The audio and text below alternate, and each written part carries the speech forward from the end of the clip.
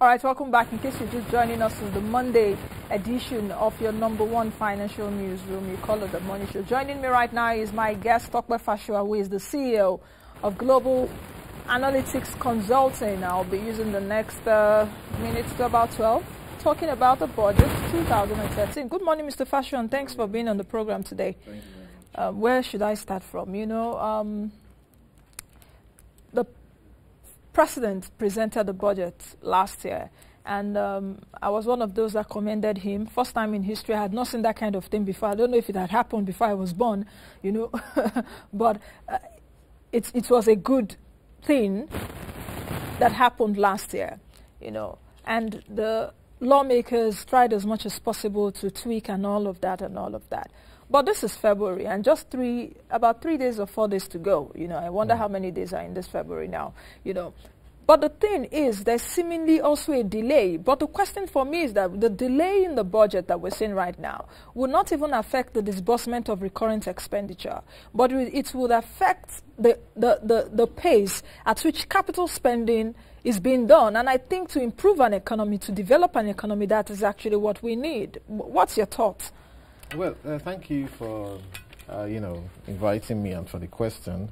Well, I think, perhaps not in history, but since the return of democratic governance in 1999, it was a long time that the budget to be presented within the year to the National Assembly, within the previous year for the current year. And that was quite remarkable. So everybody felt very optimistic that things will pick up very quickly in the beginning of the year. But of course, you would expect that, the National Assembly will not accept a budget without having to make their own input. They would go through the budget, they would agree on and disagree on a number of issues and so on. And I think the reason why we haven't had the budget finally signed by the President is because they had to sit together. I mean, of course, they've been discussing a number of issues, at times in a rancorous manner, but at times, I think at the end of the day, they will have to sit down and actually agree and move on. The National Assembly, I remember, the first issue they raised was about the oil benchmark, which, in my opinion, then I said, well, I'm on the side of the presidency on that matter, because I believe that now, because of the wrong choices we make that are even part of that budget, or every budget as far as I can remember, that is important for us to even save some now, because we're not, to a large extent, we're not spending in the right manner. Of course, there's the issue of the oil price, at which I think the National Assembly has actually considered now to the presidential, suggestion. Also was the issue of SEC, and also of recent was the issue of the FCT budgets and so on and so forth. But I think that we're still not far off course. I remember in the days, the 8 years of President Obasanjo, most of the time the budget kicks in at times in September of a given year. Now we're almost through with February. Hopefully in March, the president should be able to. The budget should be able to take full effect by March this year. Of course, the issue is also that last year there was a lot of noise about the level of implementation of budget by the National Assembly. In fact, at some point in time, some of them talked about impeaching the president because of that and all that stuff. I think what is more and more obvious every day is that everybody is becoming edgier and edgier. That the citizens are also having more and more input in these days of social media. People are having more and more input. People are speaking up more than ever before. And so anybody that finds himself in the position of rulership or leadership today should expect these challenges to come. It can only make you better as a leader. What do you think about the clauses? Of course, your concern, which you raised the last time you were on the show, that we talked about the budget. That was even when the president presented before the National Assembly sometime last year. I think it was also in October we did the show, in early November. You talked about the benchmark oil price. I think now $79 US. The SEC clause there. What are your thoughts about these clauses, and where do we go from here? What would you be advising the president if you are one of his advisors? Well, I think basically, if I was, the bottom line is at the end of the day, dialogue. Okay, nothing can be achieved by force these days. Like I said earlier on, it's the age, as our own age of enlightenment. It's the age whereby we would have more input, and everybody is speaking up, everybody is asserting themselves. And so what the challenge for the president and his team of advisors and his aides is that now more than ever they need to be more diplomatic, they need to be deft in the way they approach issues. So on the issue of the benchmark, like I said before, I'm very much for that we should actually save. Of course, you can see that the Brent price, the Brent crude price is still about 116 or thereabout, which is far off. But then again, it is not the time for us to just spend just because it's coming. In fact, I would, as an economist, okay, let me put it this way. I realize that, that government, that those of us who are outside government, who are non-politicians, we have a great role to play in the development of our country. When you are there in government, you are like, players on the pitch. But many times those who are watching the football game from the sitting rooms can actually spot where the lapses are more than the coach or more than even the players themselves. If you can now, the opportunity we have is that those of us who are sitting at home watching the football match being played, we have an advantage of being able to be heard, in terms of what we think the situation should be. And so for us, it's a great privilege. For example, people in government today would hardly have time to research, to read outside the job subject, outside their job. Why shouldn't they have time to research? Because they even need more. It's not that the president himself should research, but he should have people, his team, that should do the research for him. Even at that, even those ones can't do the kind of research they should. And when they do, the other issue is when you do the research, how do you actually get it to the notice of your principal, and then how do you get it done? Okay? Of course, you heard in this country before where a president said, look, you advisors, I've only just appointed you, I'm not obliged to listen to you. Of course, President Obasanjo said that, and you would actually call him a strong leader. A strong leader is also opinionated. So, but then again, how much of the advices that will come should he hear? But what I'm saying in effect is this. There are some very, very serious issues which we are not talking about in Africa. I've been reading Professor Soludo's write-ups recently. I studied them. And the last time I remember reading, he was talking about the Nigerian diaspora, 17 million people. And he said, look, are we going to lose these 17 million people? Because the diaspora in Europe and in America and all that, who sent money home, which was about $21 billion for last year. In fact, from what he said, it was probably more than the national budget or something, I can't remember, or some of the amount they remitted. So if remittances are actually comparing with budget, that's a lot of money. But he was asking a question which most people in government may not actually have time to think about, because he is outside government now. Now he can think. And so people should also take cognizance of those thinking. So those are saying that now that it's very much more difficult than it used to be in the past to go to Europe and settle, to go to America and settle. After the first generation of immigrants, their second generation, their children are not going to be sending money home. So what happens to those remittances? Okay? Apart from the fact that Nigeria, of course, we have the image problems and so on and so forth, their children don't want to identify with Nigeria. So what happens? When that money disappears, how are we going to replace it, number one? But the one I want to quickly mention, and very importantly today, is this. Due to the age of robotization and computerization, we find out that, the Western economies are very worried about how to keep their people employed. A process that used to take 10, 20 men to manufacture now needs maybe only one man and a robot and a computer. So how are they going to keep their people employed? Meanwhile, they need to keep them employed in order to be able to export things into Africa. If you look around you here, anybody anywhere should look around them in Nigeria and ask yourself, what made in Nigerian things are we using ourselves? And what are the chances that we're going to be able to replace those things?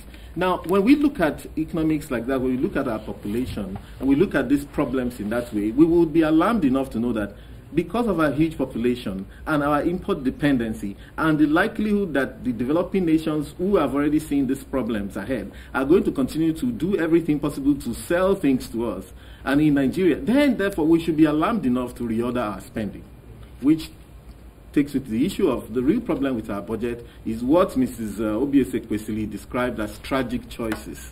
Of course, she was wrong, partly in her analysis of how much was left in the SS crude account or in the... Why did you say she was wrong? She was wrong, yes, she was. Of course, according to the CBN figures, and I was reading Ijoma Nwogugu this morning, this day back page, it was evident that she was... If you say, 43 billion was left in reserves and 22 billion in SS crude, which is 67, and you say, where has the 67 billion gone? Are you correct logically? It's not as if the account is zero now, is it? You know what I mean? So what she ought to have told us is how much has passed through that account. Okay, that's what will show us a good figure. Perhaps more than those kind of amounts have passed through the accounts between then and now. And of course, she did not mention that even though President Obasanjo left 43 billion in the reserves, in foreign reserves, that reserves actually grew to 66 billion in the time of Yaradua. However, that was when the global financial crisis struck. You cannot say that someone has wasted money when the stock market was crashing and the bond market was crashing and people were moving their monies out of the country. You have to just... But there was a time... that's even beside the point. Yeah, that's beside the point, but you just also brought me to the point. I do remember there was a time in the nation's history, about 2 years ago, thereabout, 2013, about 2 or 3 years ago now, where the excess crude, the remaining part of the money was about $300 million US dollars. Yes, and you remember, and it was zeroed out actually. And the financial reporters like me, we asked questions at that time. How did the money drain to $300 million US dollars before it started improving? Exactly. So I don't want to go into that topic for today anyway. No, but then again, it also has to do with the budgeting. See, the problem with our budget, really, to a large extent, and why we see all this delay, is that the budget is just an agglomeration of varied interests. Fine, that's what it should be, okay? But I think what we should do more and more often is that, we should set some few priorities, okay? To say, for example, 3 or 4 things that we would actually focus on spending on, number one. And then, by now, we should, as a nation, have a moratorium on some kind of spending. I mean, luckily, before I left the office, I saw the lady that was on Mr. Benga's show. I was watching her, and of course, she justified a number of the expenses, that was going to be incurred by the FCT administration. Mr. Benga also said that he didn't see some of those things that we are hearing outside, But when she was describing the issue of the African First Lady, I said, well, it may be a very fantastic idea. But now, if you went abroad today, what they're doing is they are reordering their expenses. If you have a building that you can renovate to host the house, renovate or build 4 billion naira building. That if you can now is the time saying that if it's absolutely important for us to build an edifice for the first ladies, okay, then we may divide for a couple more years and watch how things go. We can look at an old building and renovate. The Women's Center is there, almost moribund. We can do a whole lot of things. We have to begin to think. Rechannel our expenses. It's just like we should treat the nation's finance as like our personal finance. Okay, but what we see now is that every governor. I mean, listen. In this country, we have seen. The National Stadium in Abuja was built for 64 billion naira. What value have we had for that? If the place is abandoned today, the grass is already brown for many years. The president had to, commandeer them to do a few things. 64 billion. What's the value add? So you see, we should not deceive us. Like I said before, developed countries, even up to China, you say, these guys, they say, China is recolonizing Africa. They've got to find employment for their own people. But is Africa thinking how many jobs are governments going to be able to create, or even the so-called private sector? We have 160 million people, okay, or more. Now, and we are so import dependent. Everything around us, what we wear, what we eat, the gas cooker we cook with, the stove, the whatever, okay, the bed we sleep on, everything is imported or at least has 90% import component. How are we going to get ourselves out of that? So if we are alarmed enough, we will not make the choices we make today. In fact, I did some work. Okay, for example, some other issues is, of course, the problem with this very budget, that 25% is going on security alone. Of course, we are very alarmed with the terrorism and all that. But then again, we should ask ourselves, when is this going to end? And is this the right? In fact, I was in a certain forum with, Mr. Sarah Jubril, who was one of ethics and values and she's advisor. An essay, and she was actually lamenting as a mother that, look, she's in the villa and she sees all these budgets that are going for guns and ammunition, and she's saying, oh my God, is this what we should spend on? Is this what we should spend? But who's going to listen to her? Essay on ethics and all that. Okay, they say, look, madam, sit down there. The wheeler dealers know what they're doing. Guys are purchasing all sorts of gadgets every day and all that stuff. In 2013, Nigeria, with 160 million people, 80% of whom are very, very poor. So, you see, we should not deceive ourselves. When you come to Abuja here, you move around, you see all these fantastic buildings, you think that there's no problem in Nigeria, but just look a little bit further. There are slums in this Abuja where people don't have any toilet facilities to feed for a day is the problem in this town. And we don't even care about those kind of people. So, we have a problem with the tragic consequences. Then, you remember the Adamu Fika committee that said that 18,000 top civil servants actually earn about 1.2 trillion. It was a committee that was set up by the presidency itself, and they returned their verdict about 3 weeks ago. That just on 18,000, we spend 1.2 trillion naira in terms of emolument. In fact, the salary component out of it is about 95 million. The remaining 1.1 billion is just all sorts of entitlements. So you see what? Now, is this the kind of budget you're talking about?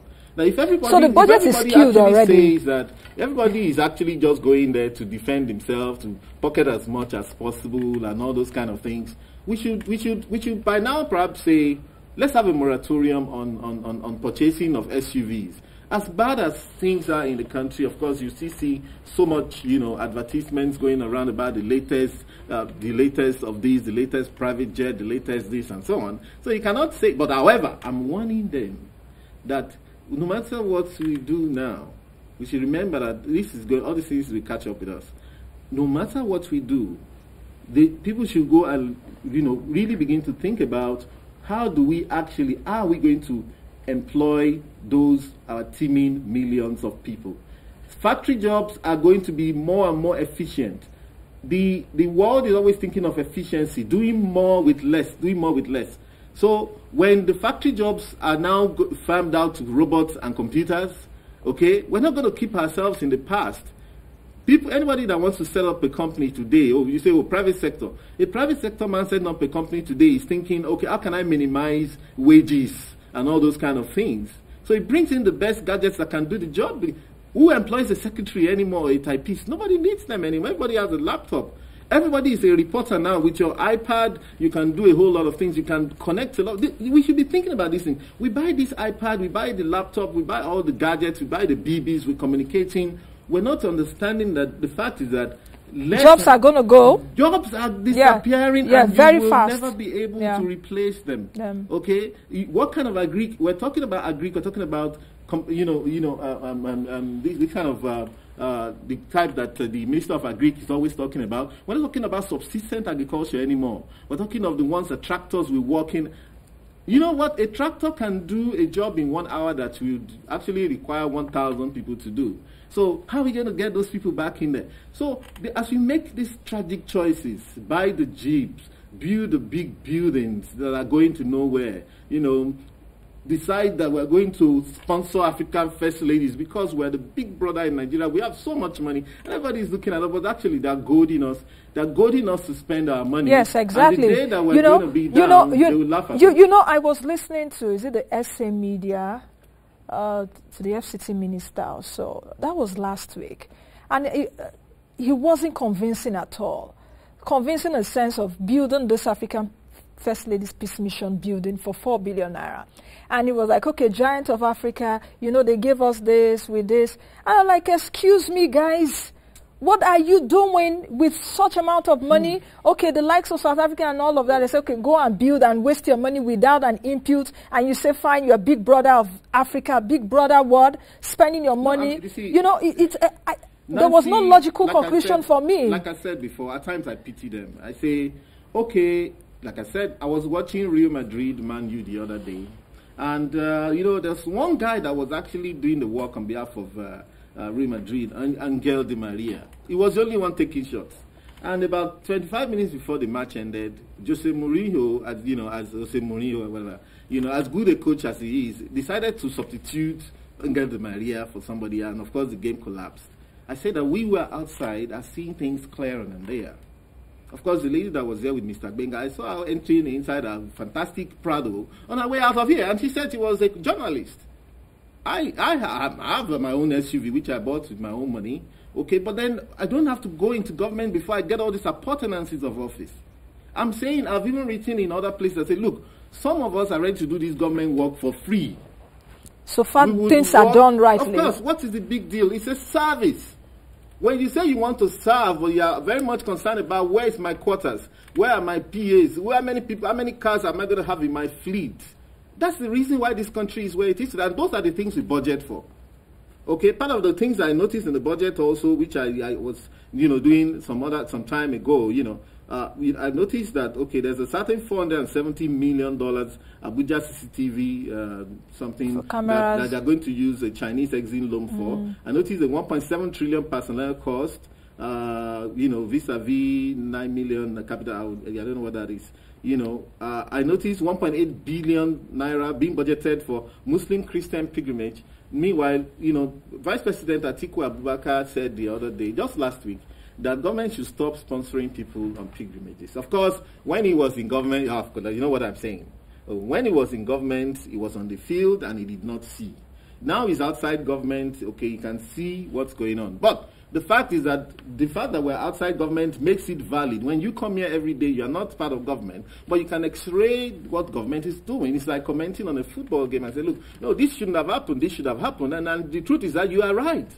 So we are right on the outside, that we cannot continue spending monies like this. This 1.8 billion for pilgrimages, we're creating business for them in Israel with our hard-earned money as a third world country. But that's what we are. That's what they say we are. Our expenses for education, for health, for our people. We should create a vision for the future. But no, we will put the money and use it to sponsor people to create tourism for them in Jerusalem and tourism for them in Mecca and Medina. The rules of even the religion does not say that government should sponsor people those places. If you have your money, you go. So why are we choosing wrongly? Those are the tragic choices that we're making with our money. I mean, I noticed also about 5.7 billion or so was budgeted for election 2011 violence. Maybe some people destroyed something. I noticed that 32 billion was budgeted for INEC in 2013. I don't know how many elections we are actually going to hold in this very year. 57.4 billion budgeted for NDDC, and also, of course, there's a 23.6 billion budgeted for salaries and allowances of 30,000 ex-militants. Okay, and that's different from 35.4 billion budgeted for their reintegration. I don't know what that means. When I looked at that salary, I realized that each of them will get 787,000 every year. Each of the militants. There are many graduates in this country that are earning like 40,000 if they are lucky to get a job. There are many first-class graduates that are still strolling the streets. People who even studied abroad with master's degrees from abroad. Even now, imagine the investment you would have said, oh, if I can go abroad and just come back, everything will be okay. And they're looking for jobs. Oh, we're giving these guys. The point is, it's fine. We have a problem in Niger Delta, but for how long does it last? And apart from that, with all the money that we have spent in that region, we're still complaining that the place is underdeveloped. So that means that most of the money is going into people's pockets. So it's those tragic choices that we're making that is actually the real problem with our budget, nothing else. Okay, let me quickly take some of the comments coming. Abdullah Al-Qasim is saying, please, I want to know what the way out on signing the 2013 budget. While Kalum Bakalo is saying, when will the 2013 budget be signed by Mr. President? I hope what happened last year will not repeat itself, where it was not 100% implemented. I pray it will not happen, for it will draw development behind. While Obi Nauzomena is saying, since Mr. President has refused to put pen to paper, doesn't the National Assembly have powers to veto the presidency and pass the budget into law? You want to quickly comment on some of these No, to a large extent, like I said before, I don't think it's too late. I mean, by going by our records in the last 10 years, if we're talking about February into March, it's not too late yet. It's not cause for alarm yet, okay? I'm saying even that over and beyond the issue of when is the budget passed. Oh, we want to spend now. The issue is, for me, what are the components of that budget? What are the things that we can defer? Okay, let's not delude ourselves. We are never, I challenge any economist, whether in government or outside, to debate this thing with me to say, when are we ever going to be able to get jobs for our teeming millions? How are we going to... Despite Mr. President saying this budget is a budget of job creation, fiscal consolidation and whatever. How do you create jobs? Yeah. Okay, listen, what are we going to be producing for ourselves now? Our textile mills are down. Okay, our agric is becoming more and more modernized. You know, what else are we going to be doing? Our construction, the major construction firms will even bring the guys from abroad and then just use some of these local people and pay them small stipends. Okay, so those are some of the problems. So the issue is really for me not about when it is passed. I'm saying that we should have more concern about the items that make up those budgets to a large extent. So but I think in the next 1 or 2 weeks, I'm sure that they'll be able to resolve and then sign the budget and then pass it into law and let it be effective. But to a large extent, those are where the problem is for me. And judging from the experiences abroad, there was a rule that came out to all MPs in the UK that they should now fly economy if they are flying abroad. That's about 2-3 years ago. Countries respond to the times. We should not be deceived by the fact that our crude oil price is flying, okay? And we think that it's not going to come down. That's my argument against those who said, look, let's spend all the money, let's budget this and that. Of course, it's a bit confounding, really, also, because we are even going borrowing this year, okay? Which nobody can justify that to me as well, except we just want to go back into the debt trap. But that said, there's a need to be concerned about some of these issues. In the UK, and that's our colonizing, big brother. Several local governments have been merging so that they will not continue to spend so much money. I remember Camden and Islington. So one gives the local government chairman, the other brings the deputy government, local government. But if you do that here, you bring a lot of sentiments. Sentiments apart. Or creation of states. Yes. Will lead this country must be ready to breach those sentiments. The other day I was not very happy. I thought the president was saying that some vacancies in government that they would rather wait until they were 12. So that they can have 2 per zone. Let nobody deceive himself. I've also seen some of my people, Yoruba big men, that have gone to government to say, we are being marginalized. What do they mean by that? Okay. When the Yorubas, whoever the Yoruba was in government, did not give anything to Yorubas, he did it for his own self. So Mr. nobody Fasua, should go to that. Nobody is representing anybody anywhere. They are representing themselves. Mr. Fasua, we people who know what they're doing and who can reduce the expenditures in government. Thank you very much for your thoughts. I'm afraid there's not much we can take on today's edition of the show, but of course, you have to keep going forever. Yes, you could keep going forever, But thank you always for bringing a new perspective to it, and I think that's why I invited you here this morning for us to look at just the budget 2013 and we're prioritizing actually. All right, many thanks for joining us on the program, and a bigger thank you to every one of you watching. That's the program today. Tope Fasua, the Chief Executive Officer at Global Analytics Consulting, has been speaking with me in the last 30 minutes or so as it concerns the 2013 budget. Please join me again on Wednesday, bright and early, God willing. I will be here. Be the best you can be, and of course, have a fantastic day. Bye now.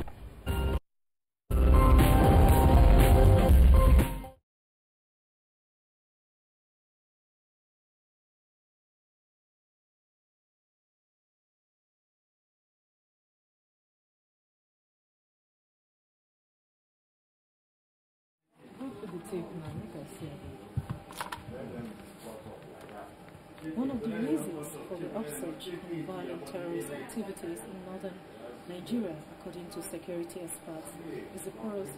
Isn't your